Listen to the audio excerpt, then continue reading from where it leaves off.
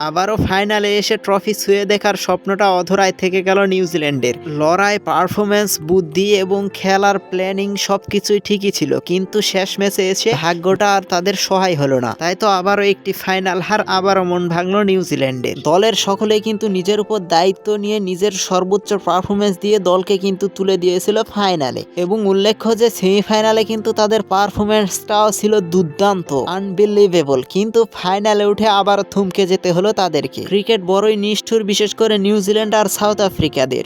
এই দুই দল কিন্তু প্রচুরবার ফাইনালে ওঠে, কিন্তু তাদের ট্রফি ছুঁয়ে দেখা হয়ে ওঠে না। এই দুই দলের কিন্তু শুরু থেকেই পারফরমেন্স ভালো থাকে, কেউ সেমিফাইনাল, কেউ ফাইনাল থেকে বিদায় নেয়।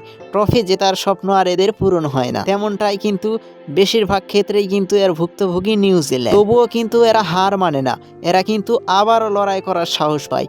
এটাই তো হচ্ছে খেলার সুন্দর। নিউজিল্যান্ড আর সাউথ আফ্রিকার মনে ঠিক এই পরিকল্পনা নিয়েই তারা খেলে, যে একবার না পারিলে দেখো শতবার। ঠিক ওই কথার মতোই কিন্তু তারা মনে করে খেলতে থাকে। সত্যি এদের মনে সাহস আছে বটেই।